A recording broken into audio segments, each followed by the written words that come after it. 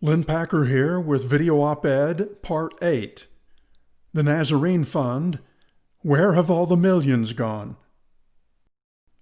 The Nazarene Fund, often referred to as TNF, is among Operation Underground Railroad related entities being investigated by the Davis County Attorney's Office. It was founded by conservative political commentator Glenn Beck and later run by Tim Ballard, OUR's CEO. TNF's initial primary mission: aid Middle Eastern Christians and eventually Yazidis being persecuted by ISIS terrorists who were on a kidnapping, raping, extorting, pillaging, desecrating, and murdering rampage. That ISIS war had begun 15 months earlier. So, how did Nazarene Fund get its name and symbol? When ISIS terrorists captured Mosul in 2014, they painted the Arabic letter N, which stands for Nazarene, on Christian homes and churches. It was a sign for Christians to convert, pay a tax, be killed, or leave.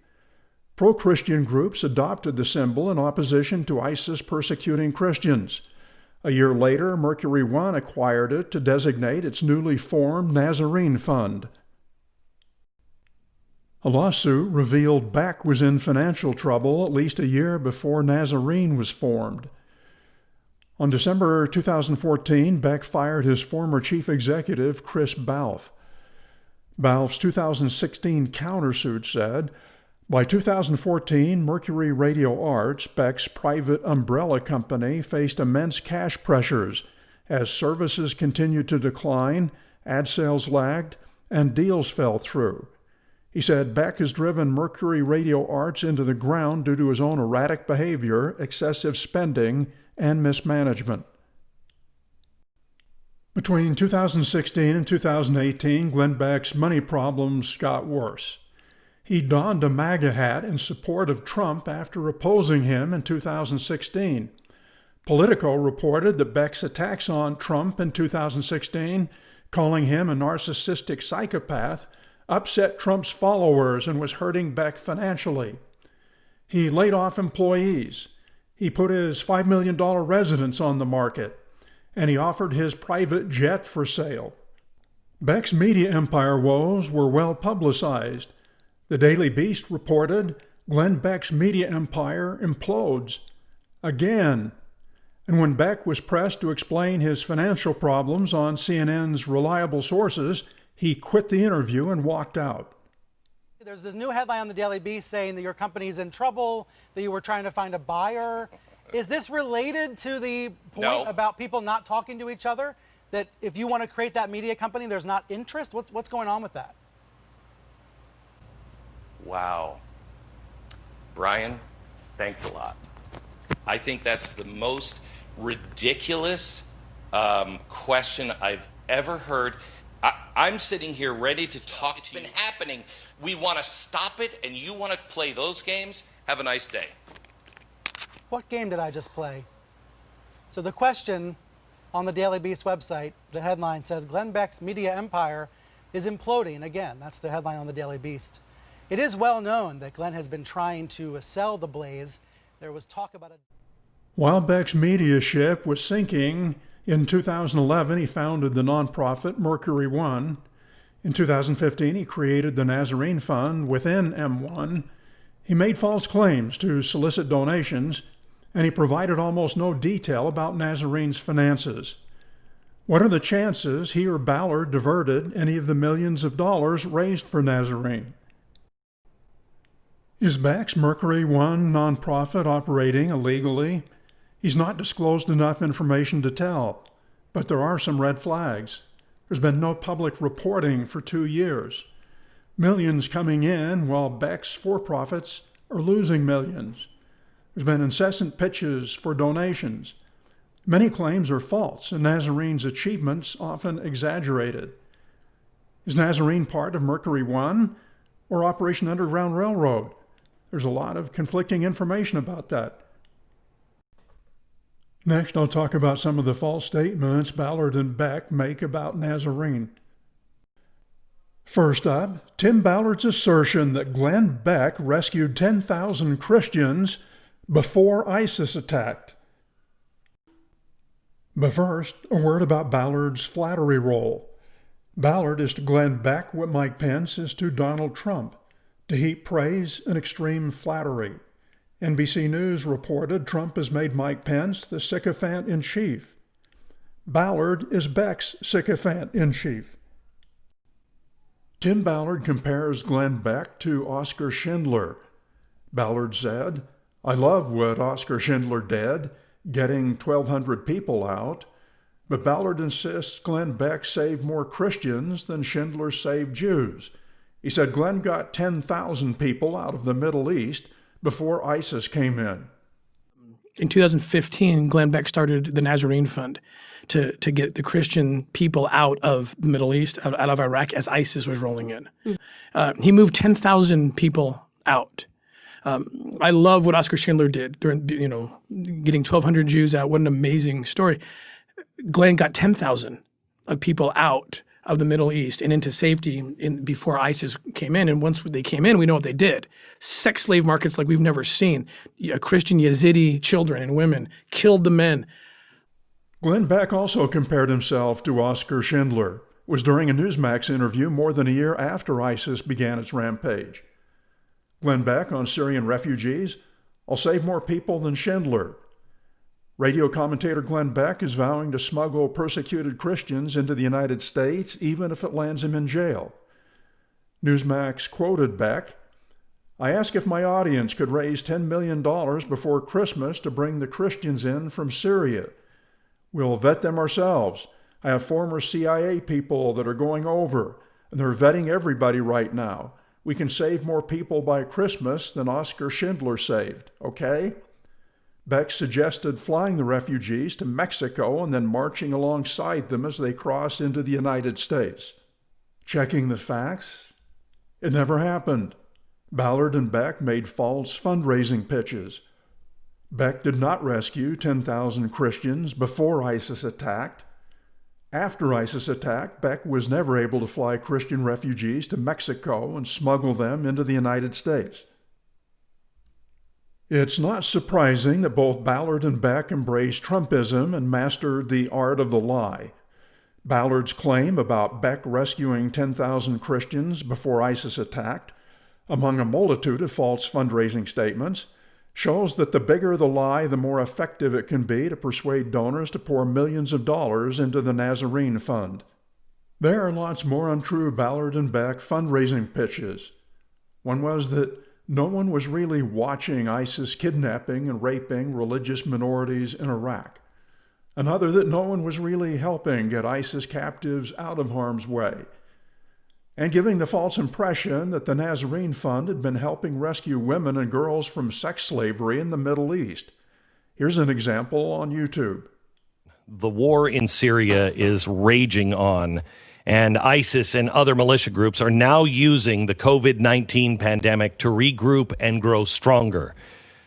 People in western Syria are fleeing, trying to get into Kurdistan, but they're trapped at the border, and they are in deep, deep trouble. We are able to get access to them with supplies from Iraq, but we need your help. We need more supplies. Everyone has left them but us. Food is now really scarce. Medical facilities are unable to reach them, but we can reach them with medical supplies. As I said, we are the last man standing, as you knew we always would be. The Nazarene Fund. "Help us help the Christians," Beck pleaded. It is simply not true that everyone has left them but us, and that we are the last man standing. Those false claims demean the dozens of governmental and charitable groups helping those who fled ISIS terror and the Syrian-Iraqi civil wars. Here are two Utah examples. Utah Friends of Amar and LDS Charities stood up and are still standing.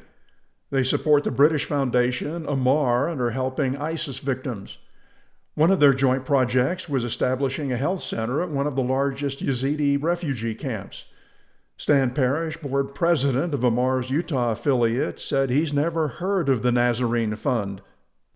350,000 Yazidis live in Kurdistan refugee camps supported by Amar. For example, one camp's medical clinics and bakery are aided by LDS charities.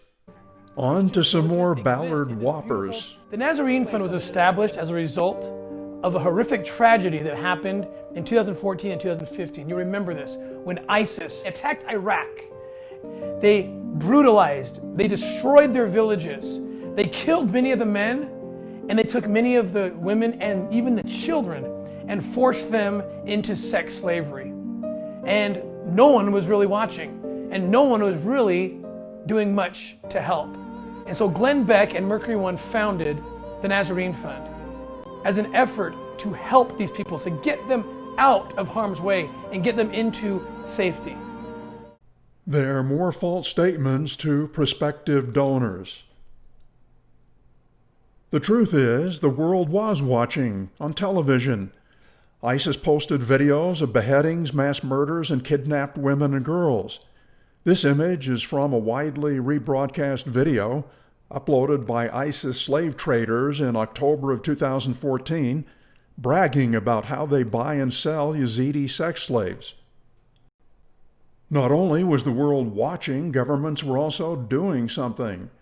The ISIS wave of kidnapping, rape, and murder drew the attention of governments around the world. A full year before Nazarene was even founded, a coalition of countries, many of whom were enemies among themselves, engaged to drive ISIS out of Iraq and Syria and help free men, women, and children held in bondage. It took years and billions of dollars. The anti-ISIS coalition was led by United States President Barack Obama. Last night, on my orders, America's armed forces began strikes against ISIL targets in Syria. Earlier this month, I outlined for the American people our strategy to confront the threat posed by the terrorist group known as ISIL. I made clear that as part of this campaign, the United States would take action against targets in both Iraq and Syria, so that these terrorists can't find safe haven anywhere. I also made clear that America would act as part of a broad coalition. We were joined in this action by our friends and partners: Saudi Arabia, the United Arab Emirates, Jordan, Bahrain, and Qatar. The strength of this coalition makes it clear to the world that this is not America's fight alone. Above all, the people and governments of the Middle East are rejecting ISIL. And more broadly, over 40 nations have offered to help in this comprehensive effort to confront this terrorist threat. It took coalition forces 4 years to dismantle the Islamic Caliphate. President Donald Trump completed the mission and claimed victory in December 2018. That victory speech was premature, but ISIS was eventually defeated in 2019 on his watch. I've been president for almost 2 years, and we've really stepped it up, and we have won against ISIS. We've beaten them, and we've beaten them badly. We've taken back the land, and now it's time for our troops to come back home. Next, I'll talk about the Nazarene Fund's so-called Christian rescue. It was all part of Nazarene mythmaking and creating false impressions. One myth: Christians were more persecuted by ISIS terrorists than other religious groups. The fact is, ISIS, the extreme right-wing Muslim cult, persecuted far more fellow Muslims and Yazidis than Christians. Another myth: ISIS, beginning in 2013, launched attacks in Iraq and Syria that resulted in a massive flight of Christians. The fact: Christians had already begun steadily migrating out of the Middle East for more than a century, and the largest spike occurred during the United States' disastrous war against Iraq, not during the ISIS attack. Nazarene was created as a fund within Mercury One a year after the Allies counterattacked ISIS. In other words, Nazarene was late to the game. Hundreds of thousands of refugees had already fled to safer parts of Iraq, to neighboring countries, and also into Europe. Thousands of Iraqi Catholics had been in an Erbil, Kurdistan Catholic Church refugee camp for more than a year when Nazarene got involved. After engaging, Nazarene helped a few thousand refugees already in camps seek residence in Slovakia and Australia. Later, Nazarene began helping Catholics and Yazidis return to their bombed-out villages. Ballard vastly inflated Christian refugee numbers. He wrote, "In 2014, ISIS was on the warpath. Within just a year, the Christian population had been decimated, declining from 3 million to just 300,000. Ballard's numbers were way off. In 2003, there were about 800,000 to 1.5 million Christians, the estimates vary, living in Iraq. That number declined rapidly due to America's 2003 war against Iraq. Christians enjoyed relatively good religious freedom under Saddam Hussein, much less under the successor U.S.-backed Iraqi regime.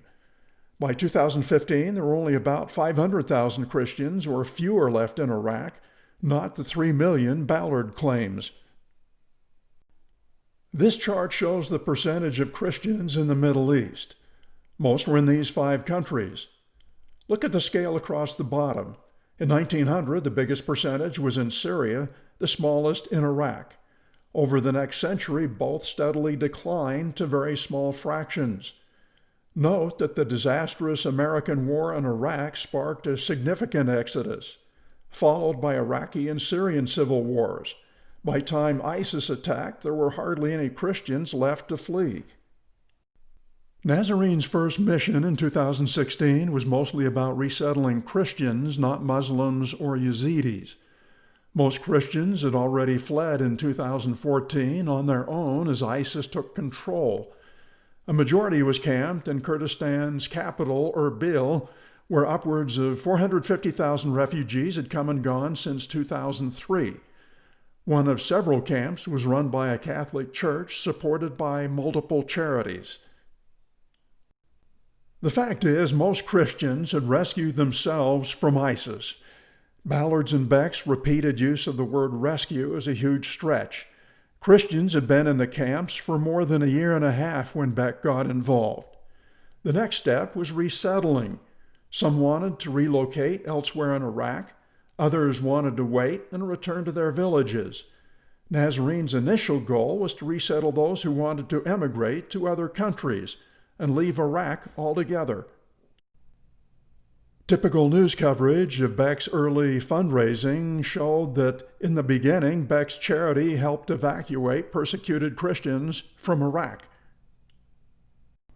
Nazarene prioritized Christian refugees over Muslims, Yazidis, and Jews. Glenn Beck's Nazarene Fund wanted potential host countries to give Christians priority over other religions. But most countries, including the United States and Canada, would not prioritize Christians. Only Australia and Slovakia would give them preference. Beck first tried to get the United States to take all of the estimated 140,000 Christian refugees, but if not, at least some of them. We have 140,000 Christians that are left. We could grow the Nazarene Fund. We could afford to bring almost all of those people out. What is it? Yeah, 140,000. We wouldn't have to take them all here. Take a small number of them here. We already have the first group going to Slovakia. Our government is not going to take them. And it's wrong. Here's a look at Tim Ballard's Christian-centric fundraising messaging. His donation plea centered on Nazarene's purported rescue of Christians. He falsely asserted that the Nazarene Fund is the only group here for the Christians. Truth is, many other groups supported Christian refugees. He falsely claimed that these are the people we liberated from ISIS. Most Christians had fled from ISIS on their own almost 2 years earlier. He claimed many Christian children he rescued were sex slaves. But besides rescuing no sex slaves at all, far and away most actual sex slaves were Yazidis, not Christians. They keep telling us everywhere we go, the recurring theme, the Nazarene Fund is the only group here for the Christians. Again, these are the people who we liberated from ISIS. Many of them were children who were sex slaves, thousands of them, women who were sex slaves. Many of them don't have their fathers and their husbands because they were killed. And there's no one but the Nazarene Fund that's coming in and supporting this shelter and this safe house. Ballard talks the talk that Nazarene does not walk. when he says Nazarene Fund is the only group here for the Christians, or that these are the people we liberated from ISIS, or that many of them were children who were sex slaves. Ballard often conflates the plight of Christians with the plight of Yazidis. In truth, Nazarene did play a key role in resettling many Christians to Slovakia and Australia. Nazarene did it right. Most refugees who fled to Europe in the hundreds of thousands went illegally without permission. Nazarene, on the other hand, did it lawfully. Its operatives sought and received permission, passports, and visas. The Christian refugee idea did not originate with Glenn Beck, but with Donald Trump's Apprentice producer, Mark Burnett. His wife, Roma Downey, lived in Park City and starred in the television series Touched by an Angel, which was shot in Utah. Burnett heard about the endangered encampment of Christian refugees and contacted former CIA agents Joseph and Michelle Assad for help. Reverend Johnny Moore, an international humanitarian expert, supplemented the Assad's expertise and, most important, went on Glenn Beck's television show to raise money. Moore was the inspiration for and co-founder of the Nazarene Fund. Glenn Beck became Nazarene's bank. For about 2 years, the Nazarene Fund was merely a page in the Mercury One charities spreadsheet. And, we were hoping we'd save a few families here and there and, we'd do some good. And now we're looking at moving entire communities and saving generations. Okay, real quick, I want to touch base on one thing. And again, I'm not asking you for a dime. If you want to donate, you can. Now.mercury1.org. Go to glennbeck.com. Look for the Nazarene Fund. You can donate if you want. What I am asking you now, until we start moving families, until I can show to you, here's the fruit of what you've already done. But I am asking you for prayers right now, because we're about to go into this next phase. But now, more than money, we need people to pray that this all works perfectly. ABC and other news organizations documented Nazarene's effort and reported on the other people and organizations that helped. With about $12 million in the bank, the Nazarene team was able to fly Iraqi Christians to their new home in Slovakia. In 2017, Nazarene underwent a makeover. It was made an independent organization, no longer just a ledger spreadsheet. It changed direction on Christian emigration. Tim Ballard was appointed CEO. What remains unclear: did Nazarene remain under Mercury One, or was it moved over to Operation Underground Railroad? Here are some of the differences between Operation Underground Railroad and the Nazarene Fund. OUR is a nonprofit. It was formed by Tim Ballard but fathered by Glenn Beck in 2013. Its major aim: to free purported child sex slaves from pedophiles in foreign countries. Nazarene is not registered with the IRS as a nonprofit. It was formed by Glenn Beck in 2015. Its major aim: resettle some Middle Eastern Christian and Yazidi refugees to foreign countries and return others to their homeland. As I mentioned, in 2017, Tim Ballard became CEO of Nazarene when it changed course. Here's some more detail about the Nazarene Fund's refresh. To that point, it had taken in about $18 million. Here's a press release on November 27th. Timothy Ballard, founder of Operation Underground Railroad, and Glenn Beck, founder of Mercury One's The Nazarene Fund, announced a new partnership Monday with the goal to earn $25 million to save more slaves on a worldwide scale. As part of the announcement, Beck named Ballard as the new CEO, which seeks to liberate captive Christians and other religious minorities held in terrorist-controlled, hostile regions in the Middle East and Africa. Here's Nazarene's organization chart. Leadership fell to Tim Ballard. The directors were Glenn Beck, David Barton, and Tim Ballard, and the actual work was contracted to an outside company. The contractor is White Mountain Research. They're Nazarene's boots on the ground. The CEO is Rudy Atala, He's former Lebanese Christian militia and a former officer in the United States Air Force. He and his team speak the languages and know the culture to carry out Nazarene's missions in the Middle East. Attallah says Nazarene is under Mercury One, not OUR, but his company also partners with OUR. He says it's important for persecuted native Christians to stay in Iraq and Syria rather than emigrate. Did Mercury One and Nazarene ever split? Beck's website answers this question. Are TNF, that's the Nazarene Fund, and Mercury One the same thing? The answer, TNF often works with Mercury One to rescue those in need. However, they are separate organizations, but work closely together. That's not a very clear answer.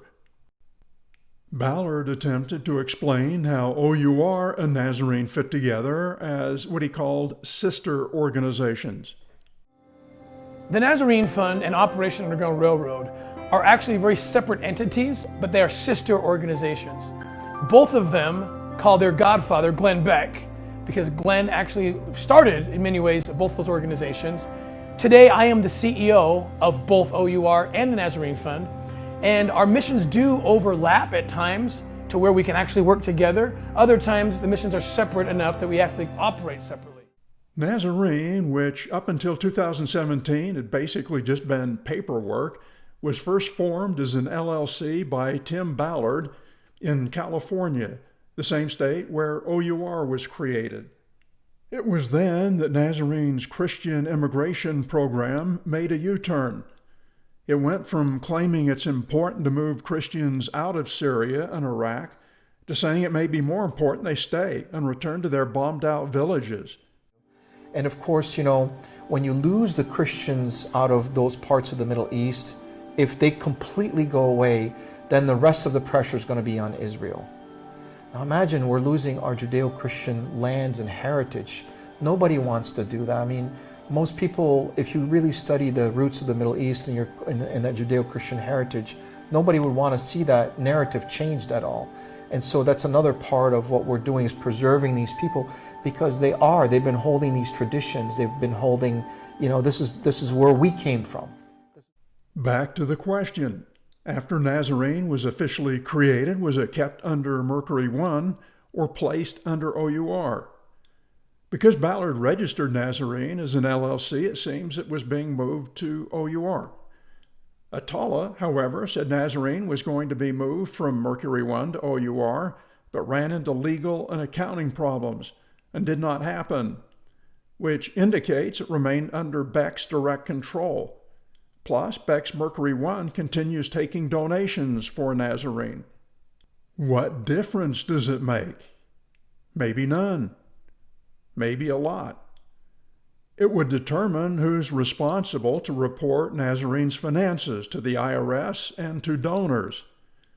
And they're not being reported in any detail. A screw-up could invalidate donor tax deductions. A deliberate smokescreen could be used to fraudulently divert money away from the charitable mission. I asked Mercury One, and here's their answer. They said, the Nazarene Fund is not a subsidiary of Operation Underground Railroad and has never been. They do share some common people that are involved, but that is all. They go on to say the Nazarene Fund was founded by Glenn Beck in 2015, and donations that were made went to Mercury One to distribute, as there was no official organization. After a certain point, the Nazarene Fund started its own organization, nonprofit, and simply uses Mercury One for administrative reasons to collect funds. A key word here, nonprofit.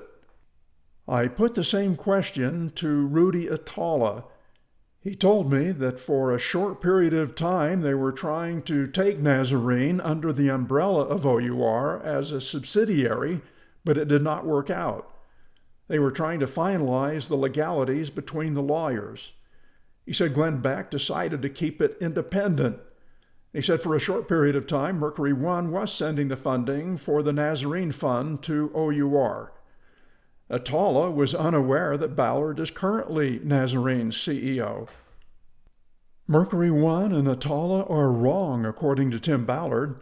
He appeared on the Candace Owens show in February of last year. He said that he and OUR did take over the Nazarene Fund.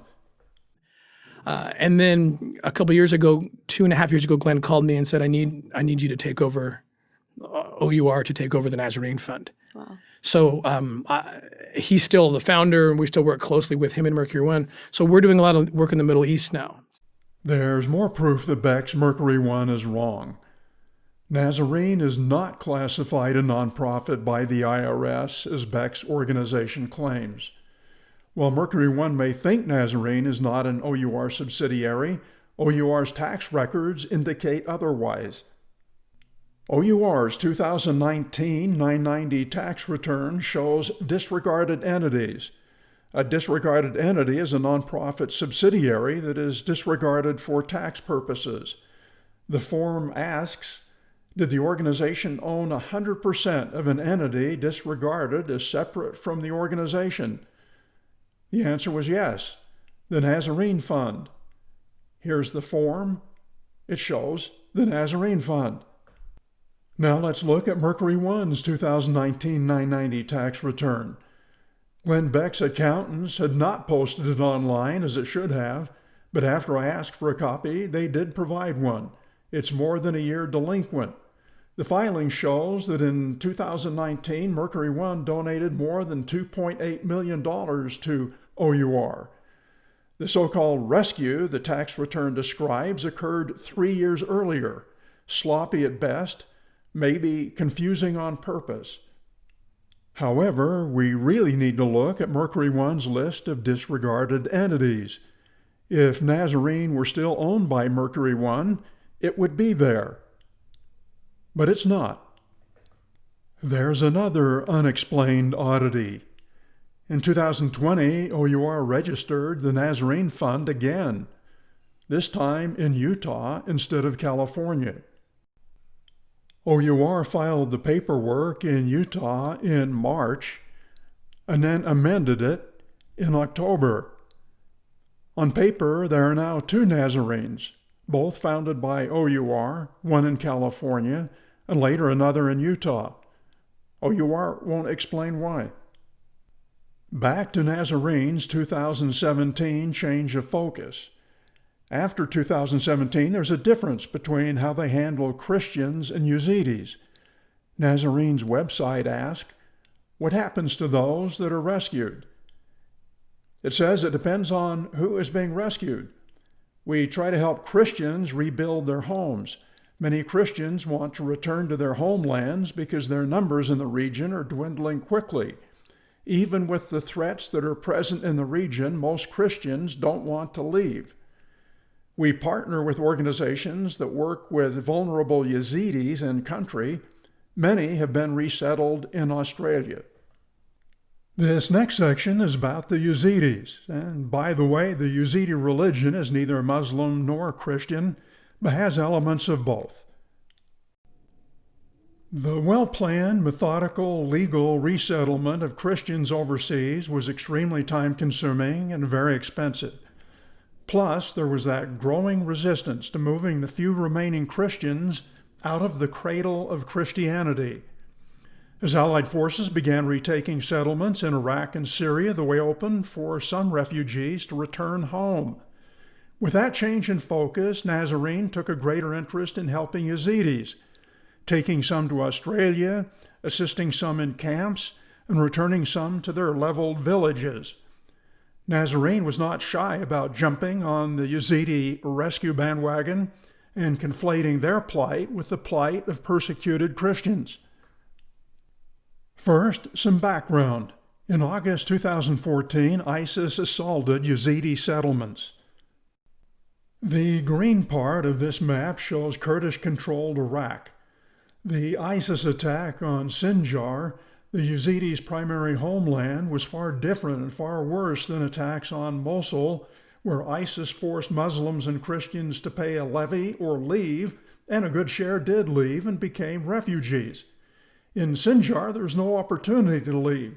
Yazidis at best were required to convert to Islam. Besides murdering Yazidi men and conscripting boys to military service, ISIS kidnapped, traded, and raped Yazidi women and girls, far, far more than Muslims or Christians. ISIS considers Yazidis to be heretics and devil worshippers, thus subhuman. ISIS fighters who bought, sold, and raped mostly Yazidi women and girls claimed it was no sin, that Muslim scripture permits sex with slaves.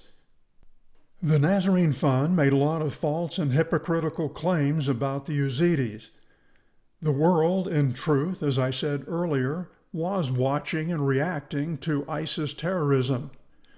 A few potential sex slave victims were able to flee on their own, avoiding capture. Some of the captured sex slaves escaped. Some were able to buy their freedom. Coalition military forces did, in fact, drive ISIS fighters out of Iraq and Syrian cities. They freed thousands who were still in captivity. Operation Underground Railroad, which claimed to free kidnapped child sex slaves around the world, liberated no one. Ballard and Beck not only exaggerate Nazarene's role in the Middle East, they also don't admit to OUR's failure to rescue ISIS kidnapped and sex slave victims. You're probably already familiar with OUR's Macho brand imagery. Operation Underground Railroad, the Nazarene Fund's parent entity, portrays itself as fearless ex-Navy SEALs, former Army Rangers, and ex-CIA agents who rescue sex slaves around the world. Their pitch is that they are the best of the best. They train hard, work hard, and take their jobs very seriously. They rescue children from sex traffickers. There is no shortage of OUR's fundraising hyperbole. We rescue kidnapped children from slavery. Operation Underground Railroad combats slavery around the world to abolish child trafficking. Not on OUR's watch. Stand with us to rescue children from slavery. Did OUR ever actually do what it said it did? In 2017, in Iraq and Syria, there were actual Yazidi women and children sex slaves being traded and held by ISIS. OUR Nazarene had presence in those countries at the time with its contract operatives. Tim Ballard, CEO of both OUR and Nazarene at the time, was blaming others for not doing anything about kidnapped sex slaves. The Yazidi victims ticked all of OUR's boxes. Let's look at the checklist. The child victims were kidnapped. Check. The victims were auctioned off for sale. Check. And the child sex slaves were repeatedly raped. Check again. A rescue of Yazidi sex slaves from an ISIS terrorist would have been genuine liberations. Remember Ballard's rant about no one doing anything about the ISIS victims as he describes ISIS attacking the Yazidi homeland? The Nazarene Fund was established as a result of a horrific tragedy that happened in 2014 and 2015. You remember this, when ISIS attacked Iraq. They brutalized, they destroyed their villages, they killed many of the men, and they took many of the women and even the children and forced them into sex slavery. And no one was really watching, and no one was really doing much to help. And ISIS came in and decided they were less than human and killed the men, raped the women, and created some of the worst sex slavery markets that any of us have ever seen. And no one came for them. And so the Nazarene Fund continues the fight to find these women and find these children, extract them, and take them to safety. The fact is, OUR chickened out. In Iraq and Syria, OUR had the opportunity to rescue women and girls who had actually been kidnapped, actually auctioned off as sex slaves, and actually raped. Instead, OUR was supposedly rescuing girls in other countries who had not been kidnapped and who were not being sold as sex slaves, but engaging in commercial prostitution. OUR conducted military-style assaults on unarmed madams and pimps in brothels and hotels, and made movies about their purported heroics. Tim Ballard, the one who claimed the world was doing nothing in Iraq, did nothing. OUR did not free or rescue a single sex slave being held by ISIS. A coward cannot turn himself into a hero by merely calling himself a hero. Rather than rescue actual sex slaves, Ballard hypes arrests of pimps and madams. He continually exaggerates, even lies about his more mundane, far less risky rescues of adult and minor prostitutes. OUR videos are often produced with dramatic music and with segments showing operatives doing martial arts and weapons training prior to their ostensibly dangerous strikes. Yet there have been no apparent fisticuffs or shootouts with the madams and pimps who are arrested for pandering and illegal prostitution. One example, OUR's SWAT-style tactics to arrest a Haitian madam. Ballard calls run-of-the-mill pimps and madams kidnappers and calls their prostitutes sex slaves.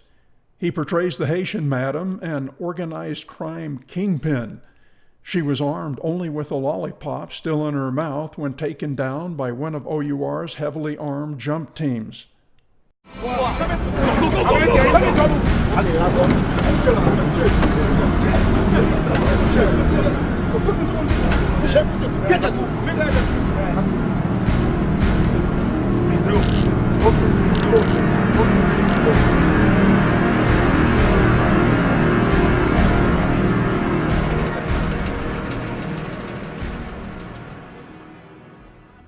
Here's another example where Ballard turned routine ISIS victim assistance into a dangerous mission. A Facebook video shows a Syrian Christian couple where the husband was almost killed, the wife threatened with rape, and almost kidnapped. It says, Nazarene undertook a dangerous rescue operation, and then describes the dangers. Operatives needed to pass undetected in military zones. They had to evade hostile patrols and navigate minefields. Glenn Beck dissembles like Ballard. Beck made it look like one of his Nazarene teams directly participated on the Allied forces' assault on ISIS's last stronghold in Baghouz in February 2019.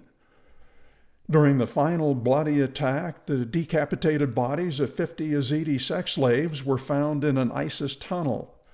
Beck, during one of his broadcasts, made the audacious claim that his Nazarene team made the discovery. We have deployed another team into Syria to assist with the safe transport of 21 newly released Yazidi women that had been held by ISIS.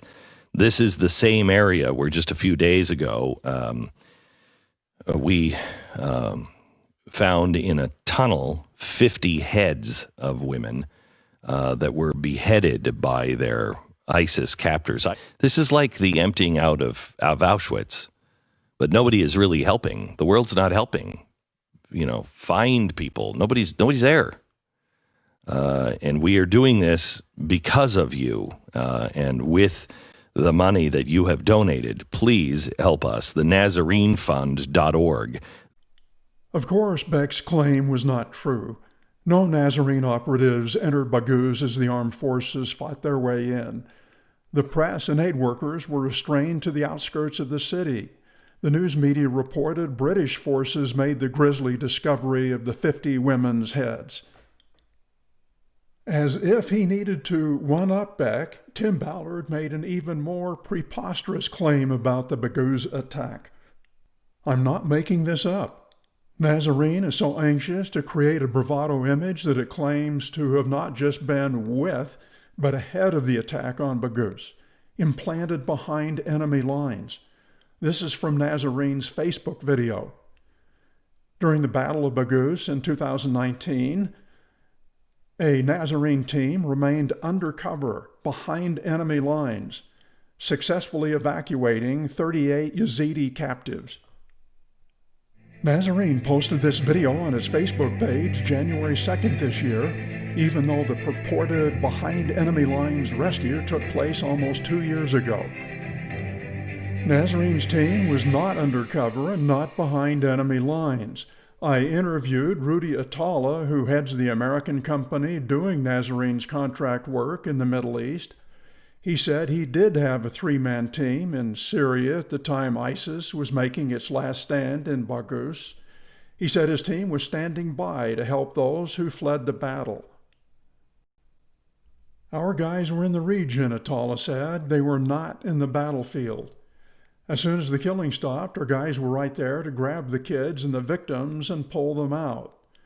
Besides that, Nazarene played a minimal role in relocating thousands of civilians who had fled the Baghuz battle. A March 2019 Facebook posting says Nazarene was charged with taking 4 children across the Syrian-Iraqi border. You see them in the photo with their faces blurred. Behind enemy lines is a figment of Tim Ballard's imagination. Other past prominent Mormons made the similar false claim. Mormon General Authority Paul Dunn said his squad had the assignment to get behind enemy lines on Okinawa to secure information about enemy gun positions. Utah Congressman Douglas Stringfellow claimed to have gone behind enemy lines to rescue a German atomic physicist and transport him to England. Beck and Ballard were so proud of their Nazarene accomplishments that they trumped up an award for it. Beck, in essence, gave himself the award. Here's what Nazarene said about it. The Bonhoeffer Angel Award is awarded to someone with the vision and courage to act when others only talk. The claim, others talk big while Beck gets things done in the Middle East. Special thanks was given to Operation Underground Railroad, who awarded the Bonhoeffer Angel Award to Mercury One founder Glenn Beck. Tim Ballard gave a speech before presenting Glenn Beck the award. Another group you might have heard of called the Yazidi people. They were just taken, the men killed, the women and children thrown into slavery of the worst kind, sex slavery, slave markets by the thousand. And very few people had any vision about how to conquer that. But one person did. Glenn Beck did. And he stood bravely, he stood boldly, and he sent a team. He sent many teams, and he created the Nazarene Fund. And the Nazarene Fund has gone downrange into danger, extracted these people, these persecuted Christians, these Yazidi people, put them into safe countries, safe zones. It was just more Ballard myth-making and bootlicking. You heard him say, very few people had any vision how to conquer ISIS sex slavery. One person did, Glenn Beck did. He stood bravely, he stood boldly, he sent many teams. The Nazarene Fund has gone downrange into danger, extracted these Yazidi people. Fact check, no Nazarene team had the skill, resources, and courage to extract even a single sex slave from inside ISIS strongholds. Glenn Beck choked up after getting the award he made up. When we talked about a few years ago doing a Bonhoeffer Award, I envisioned it going to people that were more worthy than me. It was not supposed to come to me. But I am deeply humbled, and I am I'm moved because really, truly, I have done the least. This belongs to everybody in this room and all of the people that listen and watch us. It is why we have this meal and this get-together every fall. Because I'm wearing a pirate cummerbund because I plan on robbing you of your loot tonight.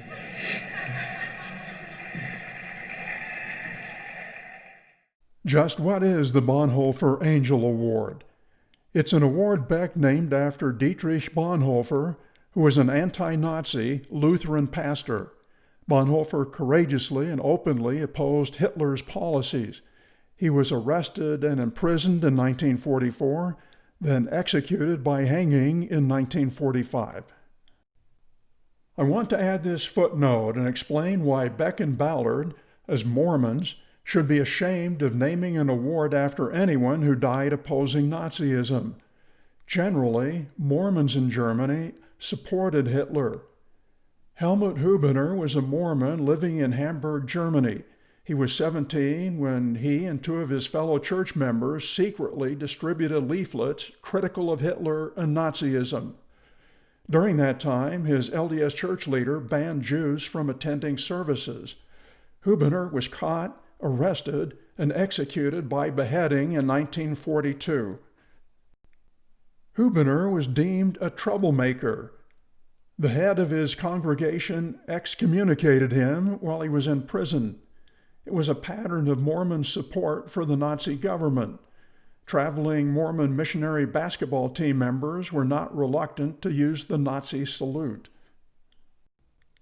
When church leaders from Salt Lake held meetings in Germany's Third Reich, they did not mind sitting in front of Nazi flags. Also during the Nazi era, a Mormon mission president in Berlin wrote an article for a Nazi publication that emphasized perceived similarities between the church and Hitler's Germany. In any event, Mercury One still gives out the award. It gave out the most recent on January 6th of this year. The recipient was action film star Walker, Texas Ranger Chuck Norris. He's Glenn Beck's wingman, fundraiser, Black Lives Matter critic, Second Amendment booster, conspiracy theorist, and state of Texas secession advocate. In conclusion, a couple of updates. The Better Business Bureau's charity evaluator has given the OUR nonprofit a failing grade because it did not meet all of its standards. A spokesman sent me an email which confirmed the standards were not met. Among the problems, OUR would not provide all the information the BBB requested. I can also update my previous exclusive report that the Attorney General's ICAC unit, that's Internet Crimes Against Children unit, cut its ties with Operation Underground Railroad. I also wondered out loud whether that could be an OUR knockout punch. The Utah Attorney General's office launched its own internal investigation into its relationship with Tim Ballard and Operation Underground Railroad. Plus, the Utah Attorney General ICAC Task Force is one of the subjects of the Davis County Attorney's criminal investigation. I asked the Attorney General's office to provide records associated with its severed ties with Operation Underground Railroad. That request was denied because of what it called a pending criminal investigation.